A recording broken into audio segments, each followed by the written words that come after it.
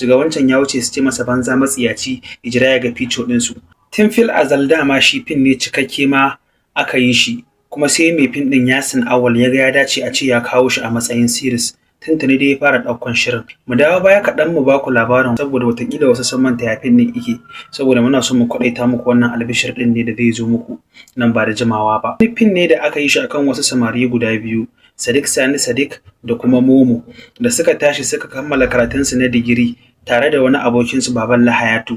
Shi Baballa Hayatu bayan ya kammala karatunsa sai ya ga ba zai iya jira ba, sai ya fara sabgar gwangwan da yake rufa kansa asiri ke taimakawa iyayensa kafin a ce aiki mai gwabi ya samu.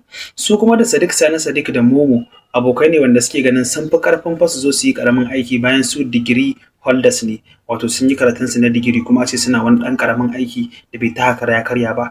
Suna ganin kamar balin su ya zube, girman su ya zube, ba abin da suka iya sai zaman layi da kallon 'yan mata su kalli mota ta wuce su ce kwanan nan za su siyi mota mai tsada irin wannan, su ga wancan ya wuce su ce masa banza matsiyaci ijira ya ga fico ɗinsu. Haka dai suka dinga rayuwa.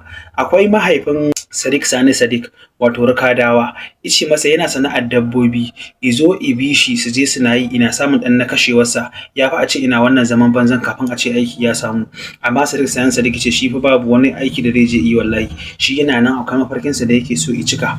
Kwanan nan zai sake musu gida, zai siya musu mota, zai zama billionaire a ƙasar nan. Har wani littafi ya siya, wani littafin sunansa How to Become a Billionaire, ya siya yake karantawa don ya zama billionaire.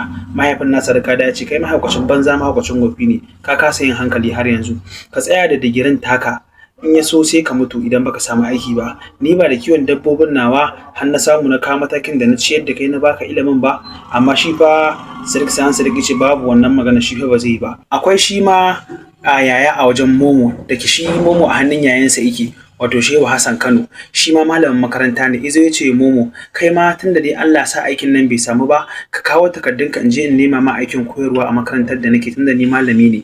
Shi ma Momo ya ce shi wallahi ba zai dinga fama da alli ba kullum, haka zai kare rayuwarsa. Shi ma akwai mafarkinsa da yake da shi, da yake so ya zama billionaire nan gaba, zai gyara musu gida, zai yi. Akwai matar yayansa ma har yake ce mata in yayi kuɗin nan zai ba wa wannan yayansa kuɗi, shi ma ya samu ya karo mata kishiya. Take cewa to insha Allah ba za ka samu wani aiki babba ba, haka za ka ƙare. To shi ma dai haka dai, shi ma ya ƙi karɓar shawarar yayansa.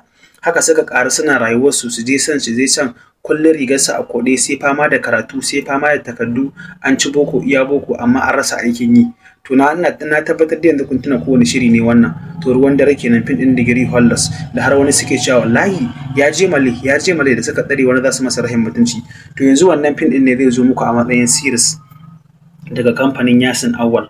Ina fata kun ji daɗin wannan abin da muka ɗan taɓa bayan da muka ɗan kawo muku shi a yanzu, da fatan kuma kun shirya tsaf, kun buɗe kunnuwanku domin ganin wannan fim ɗin a matsayin series. Shin ya za ta ƙare ne a zuwa gaba, tunda fim ɗin series yanzu zai koma?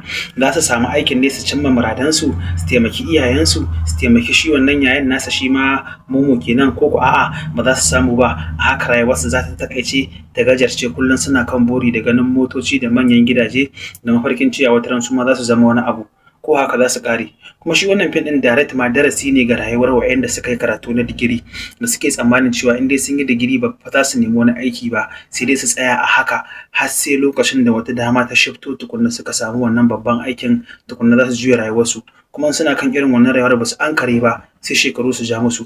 To wannan shine abin da ake nuna a nan, ba komai ba. Saboda haka duk wani wanda yake da digiri, abin da ake so a nuna a fim ɗin saboda darasi ne. In yana da wani aikin da zai fara rage kafin Allah ya kawo aikin gwamnati mai kyau mai gwaɓi.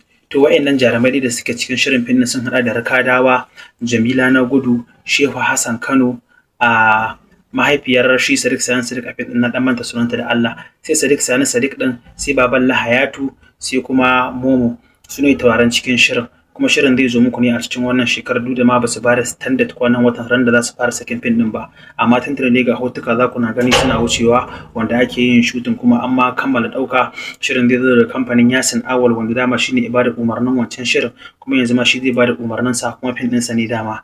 To wani fata za ku yi musu wannan jarumai, duk wani dan boko ya fito ya matso ya kalli abin kallo da Allah jama'a, sannan a tallata musu wannan fim ɗin, a yi share, a yi mana like, a tuttura shi shiga ko ina. Muna wannan abun ne kuma sun mana comment ma ran nan yan Kano din sun ci mana suna jin daɗin wannan abun da muke yi domin muna ƙara tallata masa hajar su.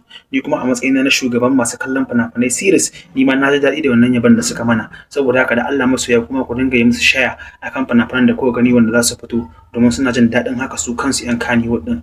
Yawwa na gode ni ma da lokacin da kuka bani, ku yi mana subscribe mu ma kan channel ɗinmu, ku je su ma kan channel ɗinsu su ma ku yi musu subscribe. Ku jira shirin fim ɗin Ruwan Dare Gama Duniya ina nan zuwa gare ku.